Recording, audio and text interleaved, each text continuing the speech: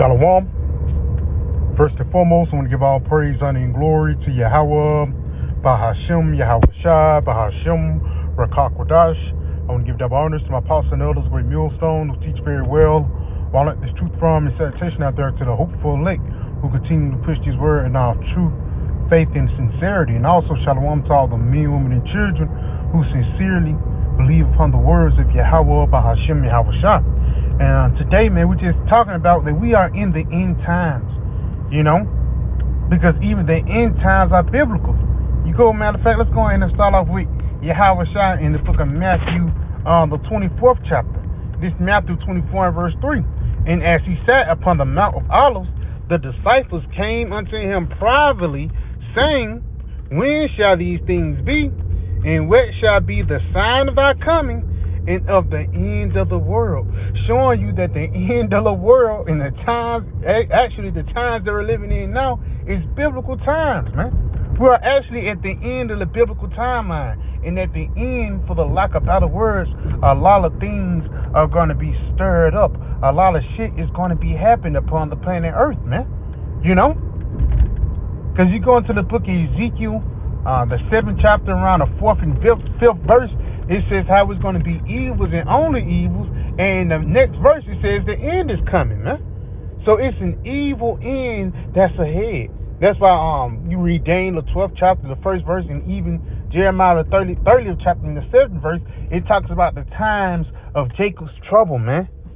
Showing you that the times of Jacob's trouble, the evil times, is a part of the end. Let's go ahead and continue on. And Yahweh Shai answered and said to them, Take heed that no man deceive you. Doctrines just coming out, man. People changing the name. People say you don't have to call upon the name. People saying that Gentiles can be saved and all other crazy things, man. You know, even something that's minute in the people's eyes, the Sabbath, man.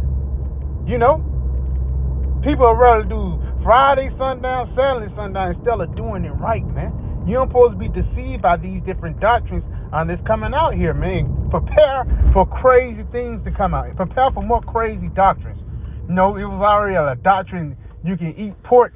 Imagine a doctrine that people are going to say you can eat people now, man. It's doctrines out here that it says it's okay to be a Mo. You might as well be a damn Christian. You know? It says, For many shall come in my name, saying I am a Mashiach, and shall deceive many. Yes, because people are going to come under the banner as a preacher. They're going to come under the banner as a prophet or apostle or deacon. But for the lack of better words, they're deceiving you, man. They're leading you into their wide and broad way, which is going to end up in being destruction. Continuing on. And ye shall hear of wars and rumors of wars. See that ye be not troubled. For all these things must come to pass, but the end is not yet. And that's why we be hyped up when we see Rocket Man talking about shooting missiles. Hey, what's my guy name? Gaius Kung. He wasn't talking about missiles, man. You know, even though he was a warrior, he wasn't talking about destruction even up until this point. Because the Lord created the missiles in order to transfer this kingdom, man. The missiles was actually created in the end times so it can bring the end out for the bang. You know? Matter of fact, let's get something right here in the book of 2nd Ezra, the 4th chapter. Because at the end of the day, the missiles and the wars or rumors of wars wasn't made in vain, man. The wars and rumors of wars was actually made for prophecy to be made manifest. This is the book of 2nd Ezra 4, and I'm going to jump down to verse 26. It says, Then answered he me and said, The more thou searchest, the more thou shalt marvel, for the world hasteneth fast to pass away. Yes, because this place is on a ticking time clock, man. You know, the clock started when Yahweh Shai, died. But at the end of the day, the clock started to get sped up once our elder Papa Bivens got upon the scene, man.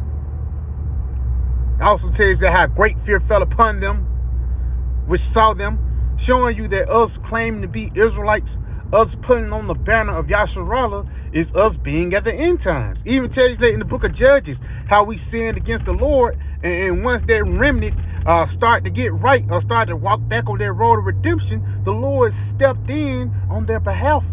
You know? So that's why this world is on a damn ticking time clock. And it's not no coincidence that the doomsday clock is 90 seconds, man. Let's continue on, though. It says, and cannot comprehend the things that are promised to the righteous in the time to come, for this world is full of unrighteousness and infirmities. Yes, because in the time to come is going to be everlasting life. But this kingdom, this rulership, this earth is full of unrighteousness and infirmities.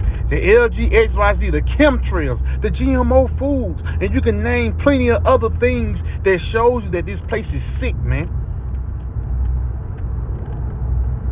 I seen the it was this article about how guave, the thing they use to make tequila, how that's coming up short.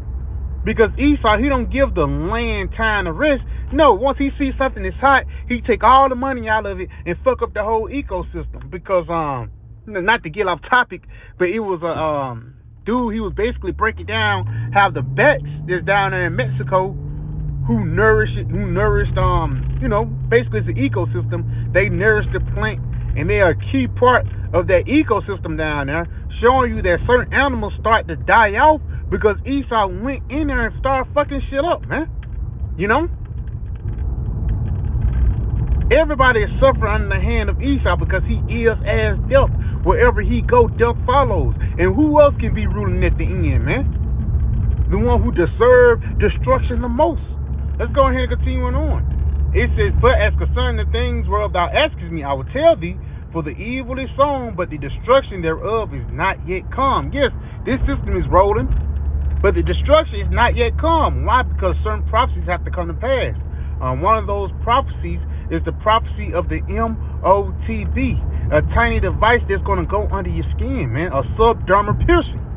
Let's go ahead and continue on, though.